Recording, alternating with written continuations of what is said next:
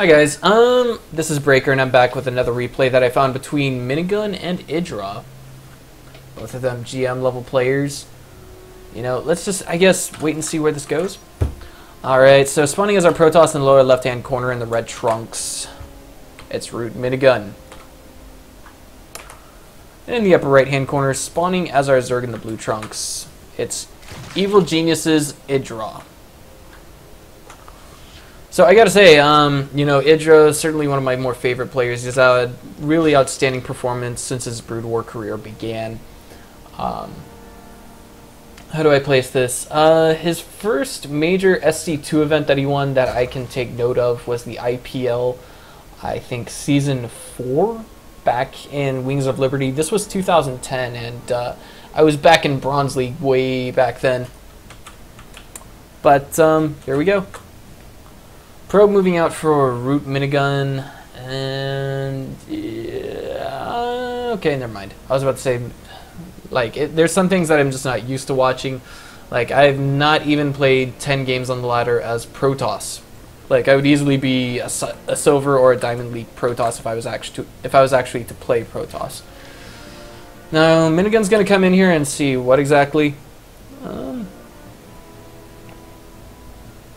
let's just wait and find out. SCV's coming over here, or excuse me, SCV, wow. SCV and a ZVP, that's OP, right?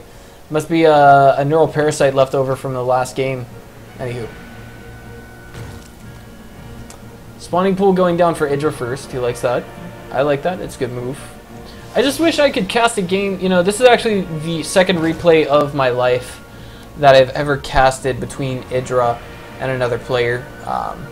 You know, I mean, honestly, I think that is because aside from streaming himself on the ladder, he doesn't really stream anything else. Like, I mean, he doesn't keep replays. You know, it's a tactic that many Koreans teach their players. It's like, hey, you don't want to give out replays. This tells people what exactly you like to do, because then that gives someone all of the in-game data. It tells them exactly what they like to do, when they like to do it, things like that. And it lets you read into player-specific strategies. It teaches you tricks that other people, that you ordinarily wouldn't know. So that's just one way to look at it. And secondly, I think, you know, personally, I don't get a lot of actual tournament event replays. Like MLG, for example, I never got. I never downloaded the replay pack. And here we go, EGIdrA taking his hatchery at a very timely manner. Macro kind of slipping just a little bit. It went down in about 4 minutes and 10 seconds. I apologize that my client is in Chinese. I just got off of the Taiwan and Korea server. It's actually in traditional script right now, so that means you're looking at traditional script, which is used in Taiwan and Hong Kong.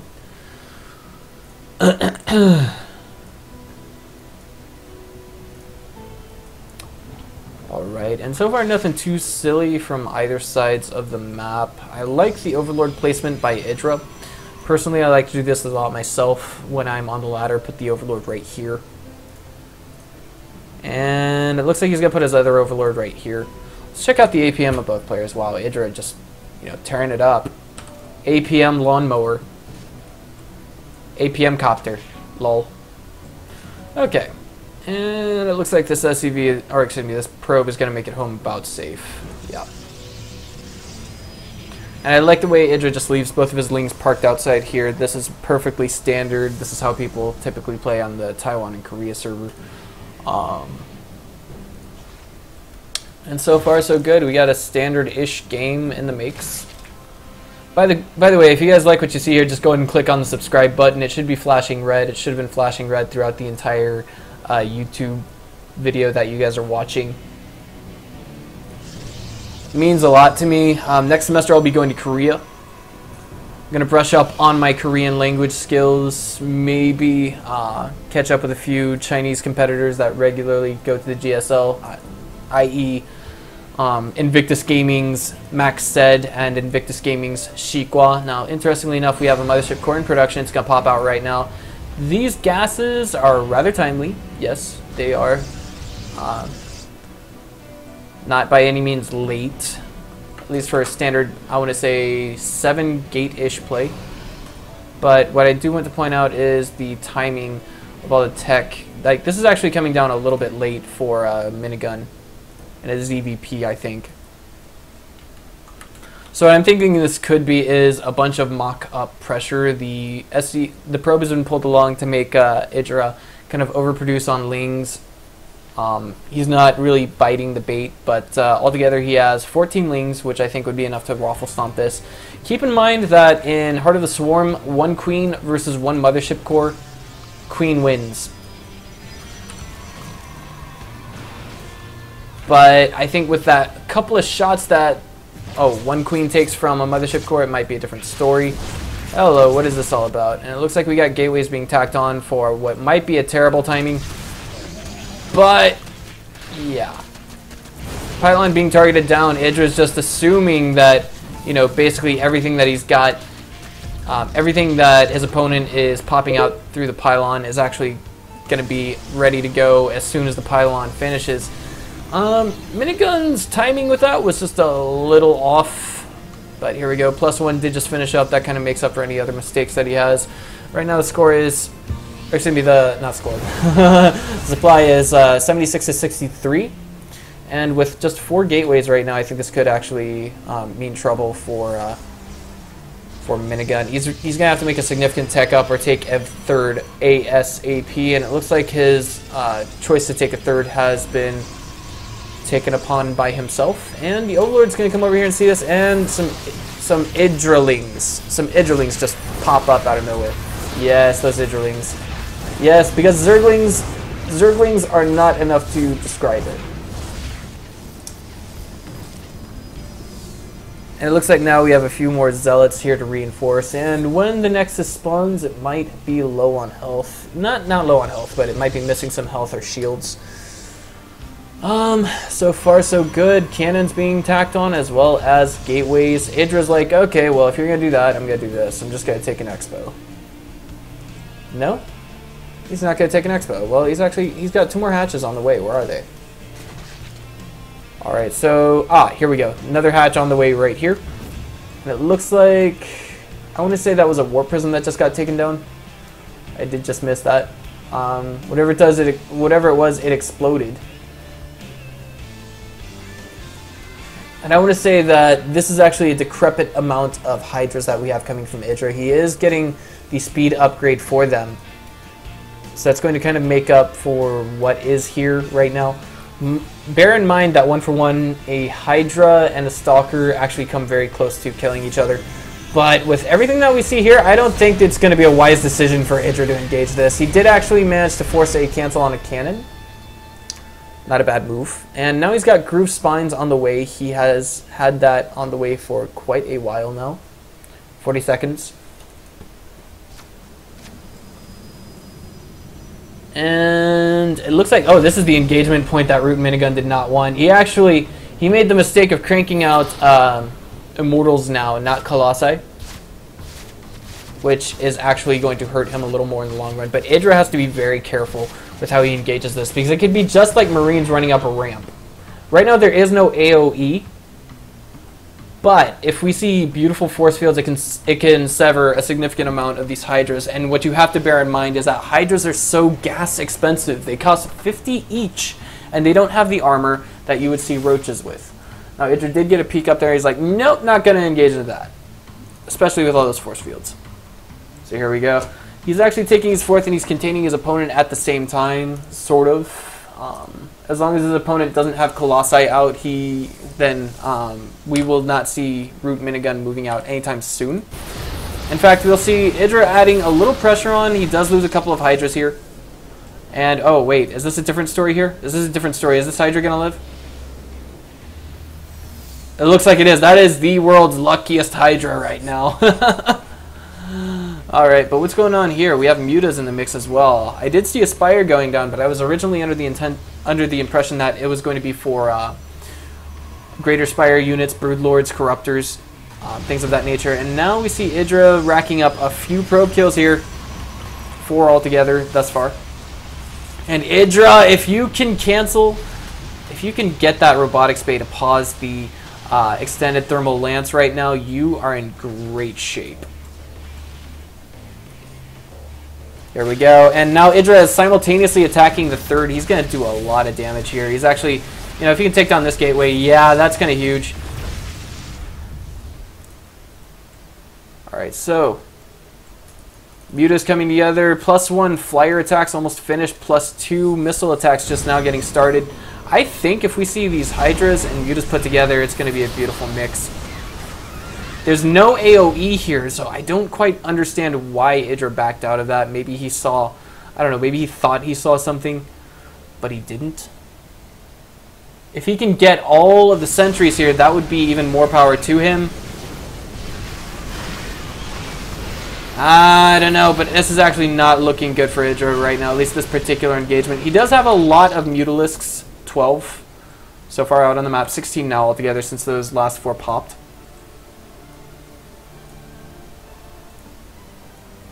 And I think maybe now the best thing he can do is just kind of macro up a little bit more, but at the same time maintain his harassment edge that he has with these Mutas.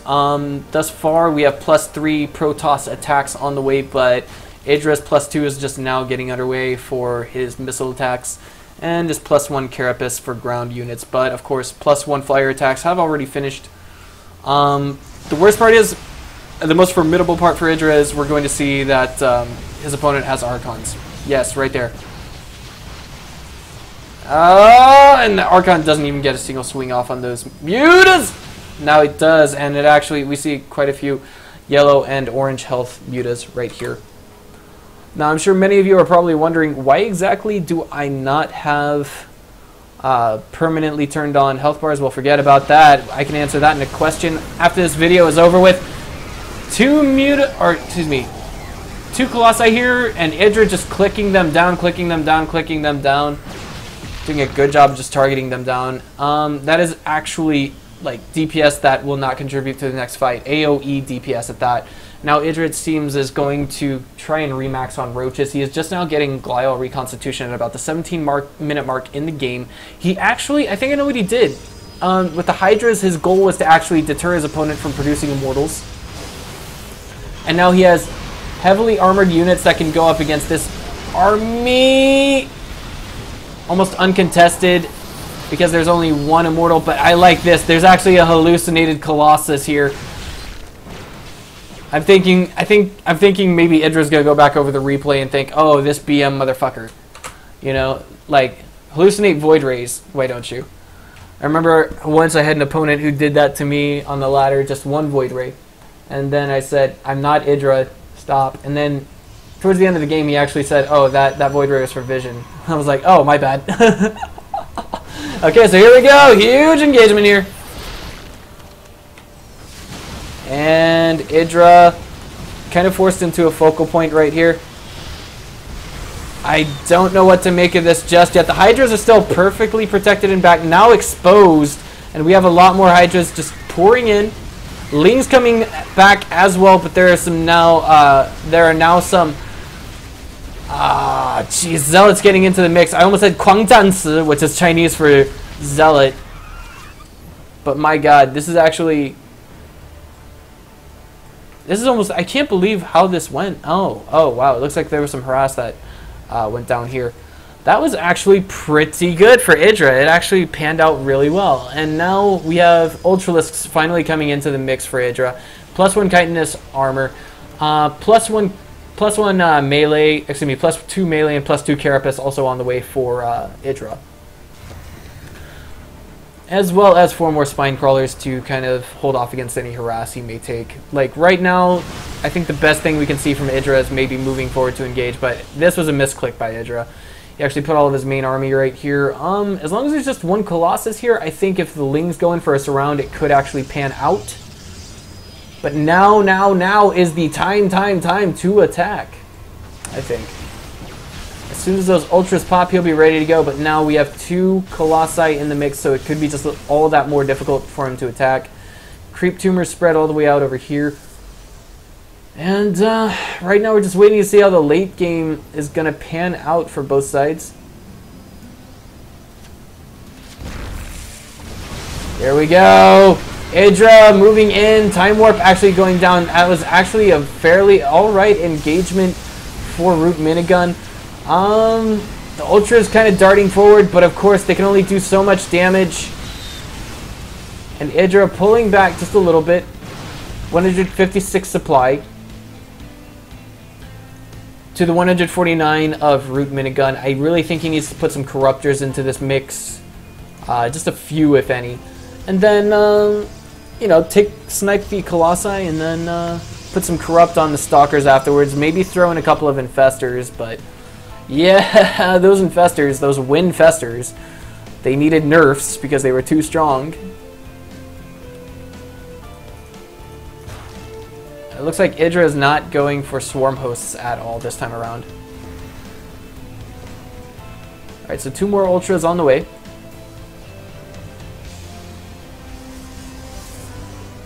It looks like these Lings have been sent up here to conduct some kind of a run-by. Well, here we go. Huge engagement! Again, and that's a beautiful-ish surround by EGIdrA. But now there's just so much in here that does damage. I just don't know who's going to prevail over this. I think slowly but surely we will see EGIdrA coming out on top in this. 122 supply to 162. And EGIdrA remaxing on Ultras, Roaches, and Hydras. But right now, if we want to see him win, he's got to take down this base. He's actually taking down a substantial number of workers from RootMinigun. Maybe what we can see from him is a Nidus Worm over here while simultaneously attacking the front. Put some Lings in the Nidus and send it to attack some gateways. Get some infrastructure unpowered. Yes, that would be an excellent idea. But of course, combined with Hydras, it would be... I'm sorry, it would be absolutely crazy to see that. I didn't mean for that to happen, guys. I didn't mean to swing my camera over here like that. EGIdrA taking his 6th base and what appears to be the 6 o'clock position. 12 o'clock position, still relatively uncontested. EGIdrA streaming or spreading creep over here.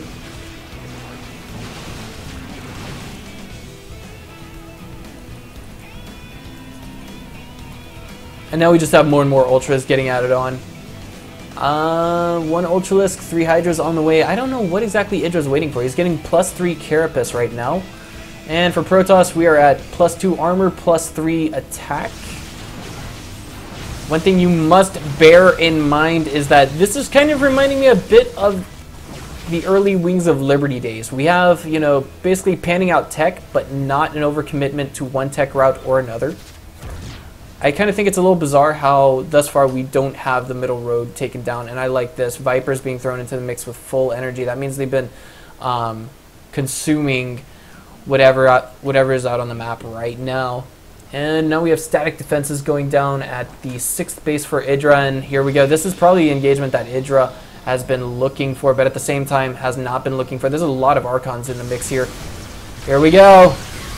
Blinding Clouds going down on the Colossi, trying to negate their attacks, working for one of them so far. And EGIdRA's engagement is just going to hell. There is far too much buff here for Protoss.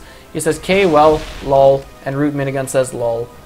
And EGIdRA just says, well, I'm not dealing with this, and he leaves the game. Poor guy. Zerg needs a nerf, or Zerg needs a buff right now. I don't know, maybe, just maybe it would have worked out better if he had Infestors. I can't say. In the last game I casted of him, he didn't have Infestors either. It seems like that is the route that most players are trying to dodge. But thanks for watching, guys. This has been Breaker. Please click on the subscribe button. It's been there the entire game flashing. I'll see you guys next time.